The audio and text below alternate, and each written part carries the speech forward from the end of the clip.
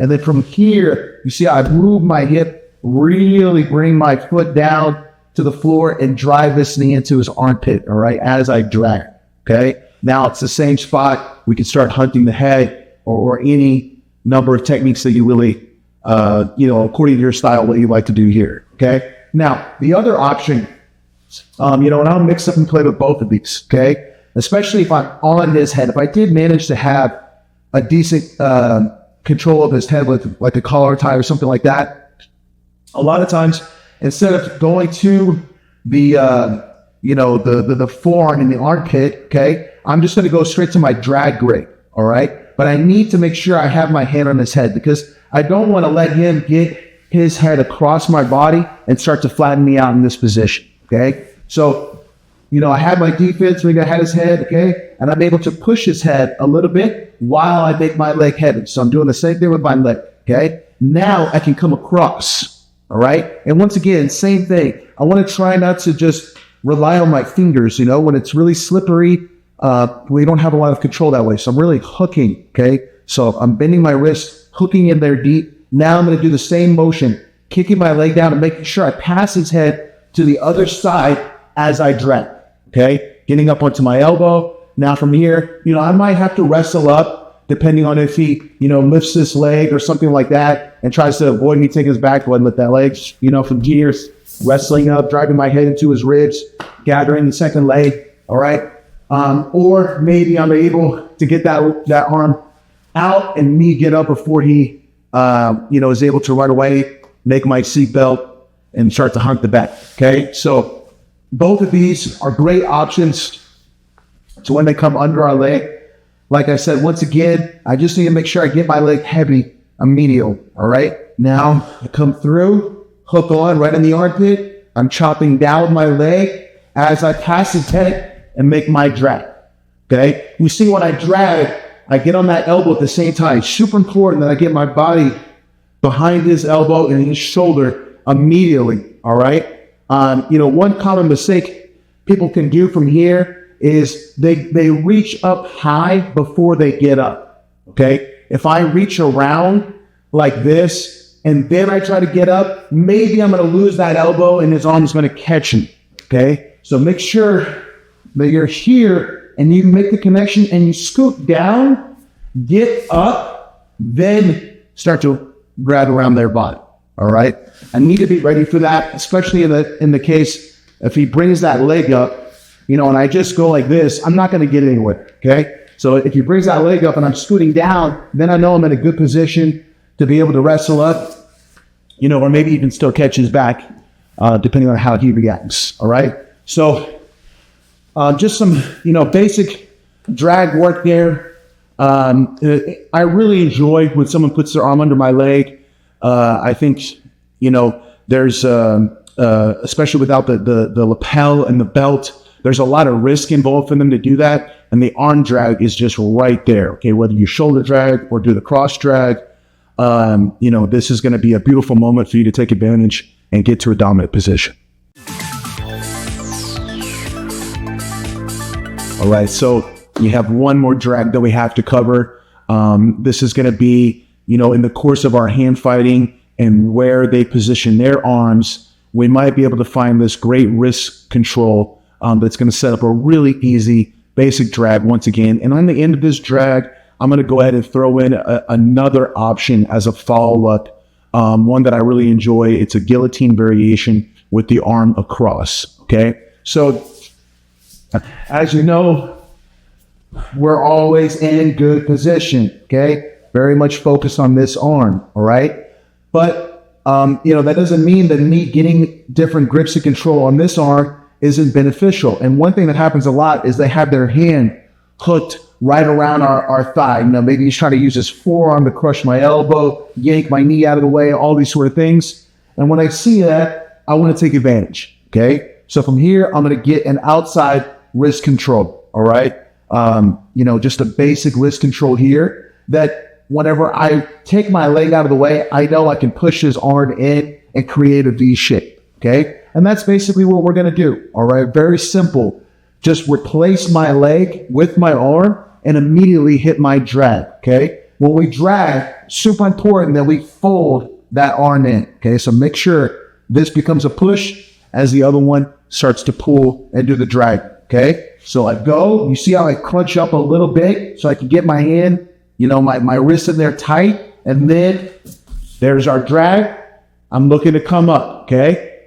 As we come up here, maybe I feel like, I'm sliding off or whatever the case may be, or I just don't feel comfortable trying to take the person's back, and I want to try a different submission, okay? So instead of going to my seatbelt here, I'm going to bring my arm around to the other side, okay?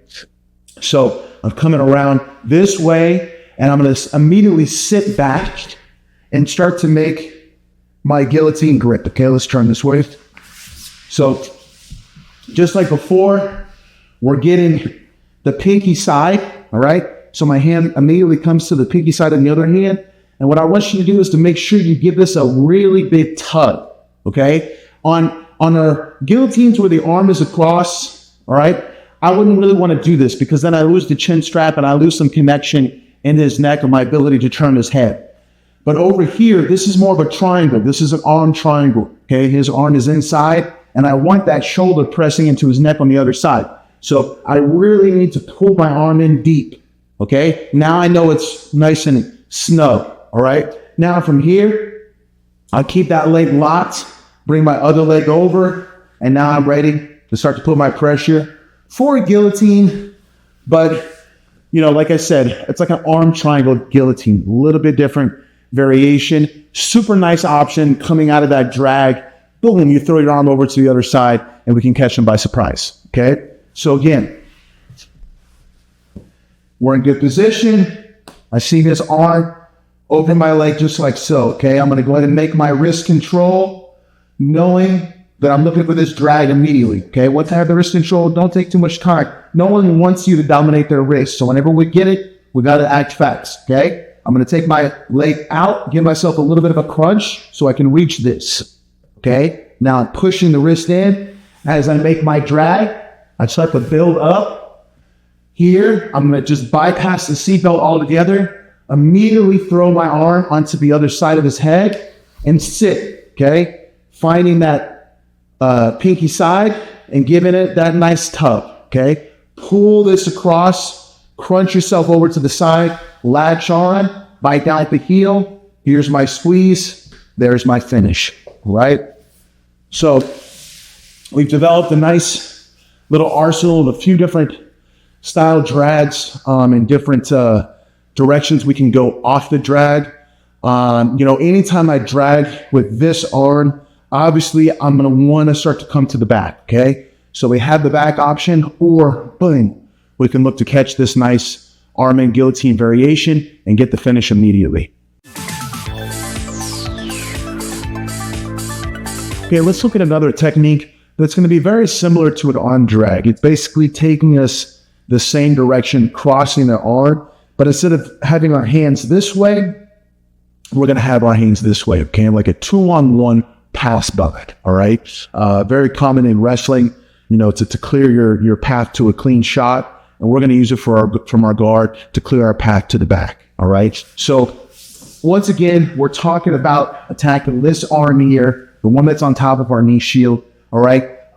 Different moments at which I feel like I can get that grip, okay? So maybe he pushed me, like maybe I have my leg low and I'm trying to grab his head or whatever, and he decides to push my shoulder, okay? So he kind of, reaches up, brings my shoulder down, and I feel like I have the perfect moment to catch this right here, okay? So I'm looking to go tricep behind his elbow and across wrist grip with my thumb pointed down, all right? It's going to be hard for me to get to this side, all right? So to be really quick, they both come together, boom, they meet right here, okay? Now I have a really strong control. It's going to be hard for him to break this and anything too quickly, all right? And from here, I can start to bring his arm across as I kick my leg and get myself up onto my elbow just like before, all right? Now everything resembles an arm drag at this point, okay? I can find my way to his back, boom. And then, of course, always be ready if he happens to bring that leg up, okay, to defend his back, be ready to find yourself into a wrestle-up situation, okay?